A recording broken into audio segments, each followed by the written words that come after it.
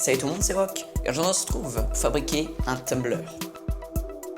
Alors par contre ce qui s'est passé c'est que j'ai dû faire deux versions. Parce que la première version, le moteur n'avait pas suffisamment de force. Sur la seconde version, j'ai donc rajouté une poulie et un galet. Mais les fichiers STL que vous téléchargerez seront bien sûr ceux de la deuxième version. Mais ce qui s'est passé c'est que moi j'ai imprimé celle de la première version. Donc vous inquiétez pas si vous voyez des incohérences entre vos pièces et les miennes, tout simplement parce que je ne me suis pas embêté à imprimer ceux de la deuxième version, je les ai directement modifiés. Et c'est parti pour imprimer pendant environ 20 heures.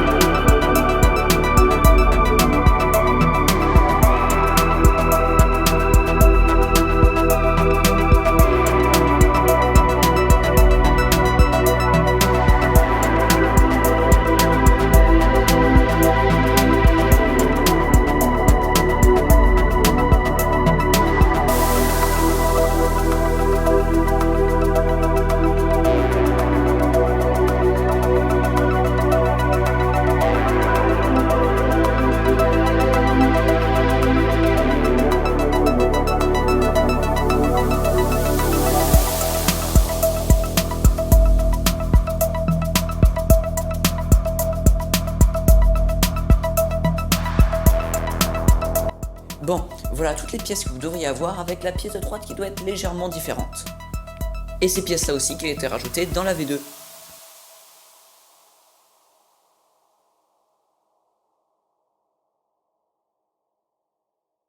Pour ce projet, on va avoir besoin d'un moteur 5 volts, de l'alimentation,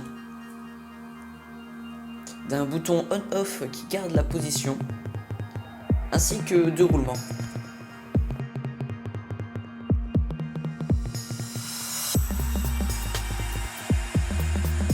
Bon, en fait, on va avoir besoin de 5 roulements, un élastique, ainsi qu'un aimant. La première étape, ça va être de mettre la potence sur la base. Vous voyez, les dimensions sont un petit peu justes, donc pour que ça s'emboîte mieux, on va venir faire des petits congés sur les arêtes.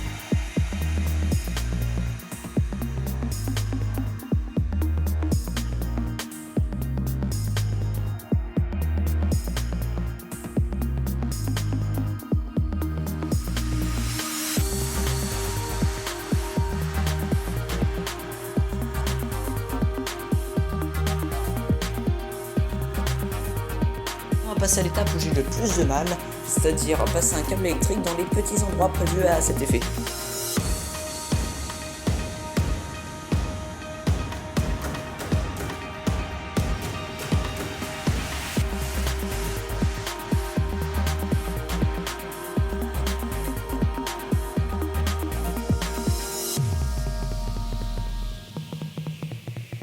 Voilà, après plus d'une demi-heure de tentatives vaines, j'ai enfin réussi à passer le câble. Maintenant, on va pouvoir venir fixer la goupille derrière la potence de manière à ce que tout soit bien solidaire. On va directement s'attaquer aux soudures, comme ça sera déjà fait, tous les composants seront en place pour la suite du montage.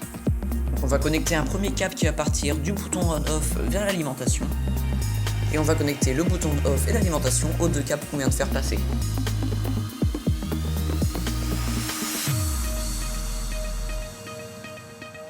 Et n'oubliez pas de mettre de la gaine thermo, même sur une seule patte, ça évite les courts-circuits.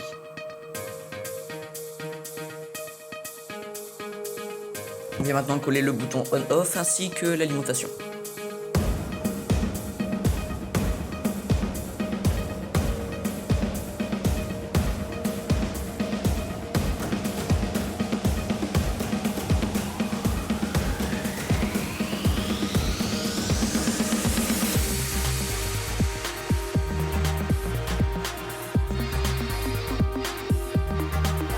Pour l'alimentation, branchez-la sur une prise sans courant afin que ce soit bien centré.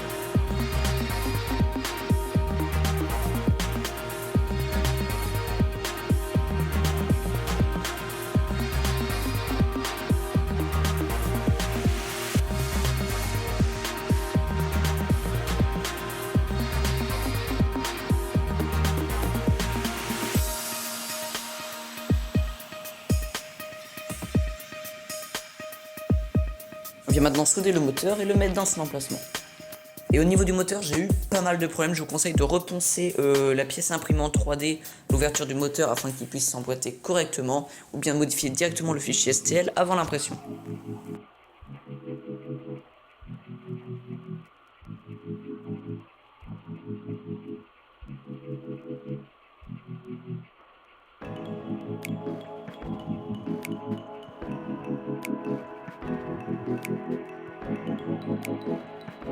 Et on vient maintenant coller le petit cache pour faire joli.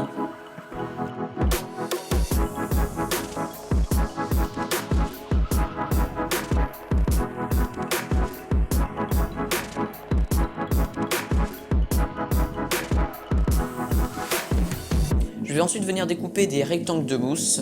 Les rectangles doivent faire la largeur de votre roulement fois la longueur pour pouvoir faire son tour.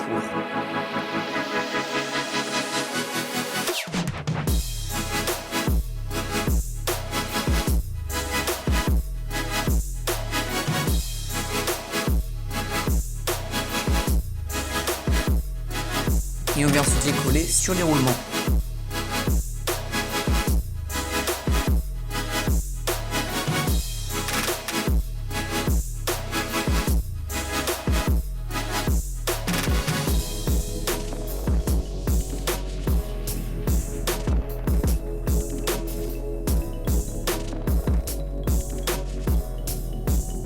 Ce qui se passe à ce stade, c'est que moi j'ai cette version là, alors que vous avez celle-là.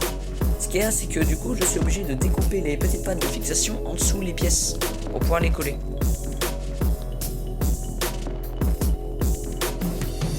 Bref, on va venir fixer les roulements sur les pièces et venir fermer avec le petit bitonio.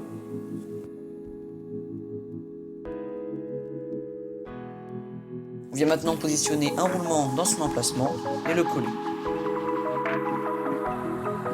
On va maintenant appliquer de la colle sur la partie intérieure du roulement. Faites bien attention à ce qu'il n'y en ait pas qui dépasse.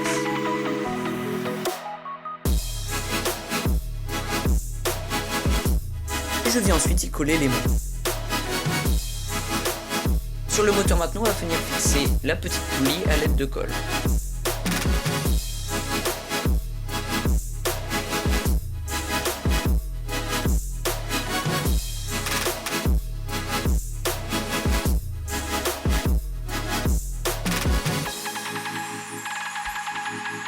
À ce stade-là, vous aurez juste à venir emboîter les pièces et à les coller. Moi, je dois les coller sur les emplacements que j'ai créés parce que, évidemment, j'ai pas la bonne version.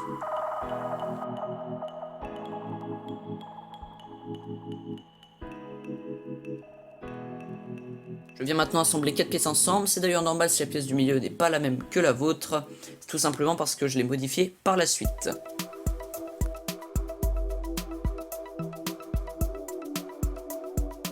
En fait, la bonne technique, c'est de coller toute la rangée, puis ensuite de l'assembler.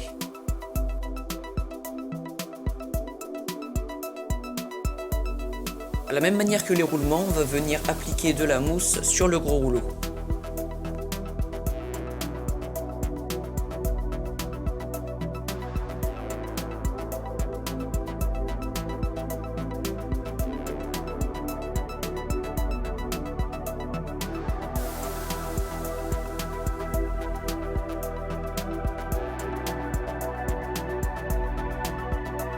On vient ensuite faire en sorte que la poulie et l'axe soient solidaires en faisant bien attention à ce que ce soit centré par rapport à la petite poulie.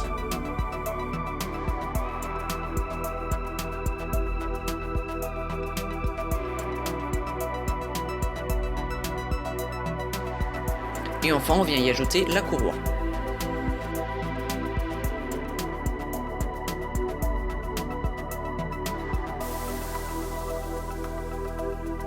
Bon, j'ai encore dû changer une pièce, mais le problème c'est que l'axe il a fondu, car il frottait trop contre l'autre pièce.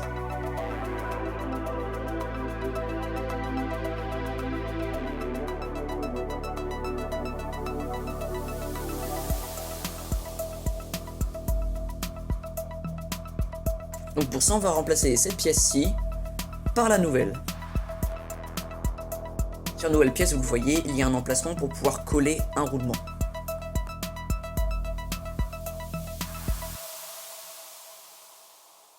Voilà, tout est presque fini. On va maintenant pouvoir venir fixer le petit cache derrière pour cacher toute la partie électronique.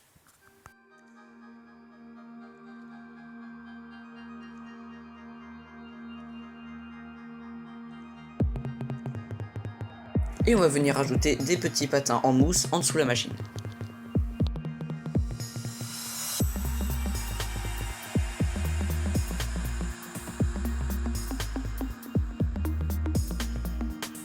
Maintenant que notre machine est prête, on va pouvoir utiliser un petit bocal et y mettre du sable à l'intérieur.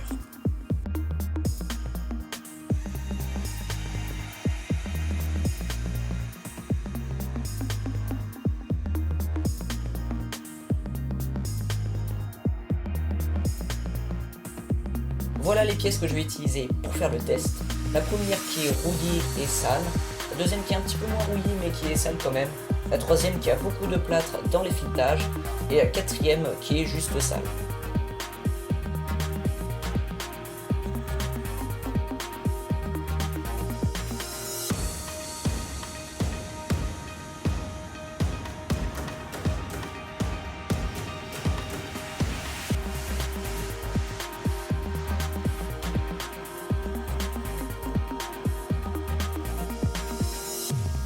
Et c'est parti pour 2 heures de nettoyage.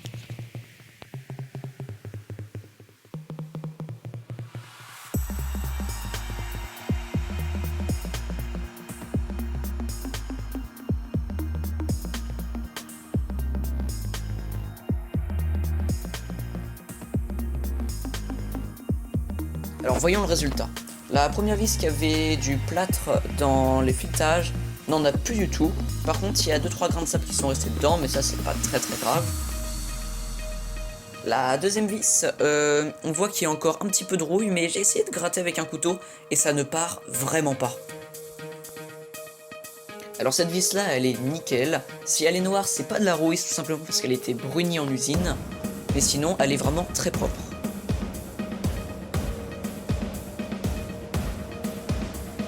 Et la quatrième vis, franchement, ça l'a bien débarrassé de la rouille. C'est pas encore ça, je pense qu'il faudrait avoir du sable plus fin pour pouvoir faire tout l'intérieur des filetages.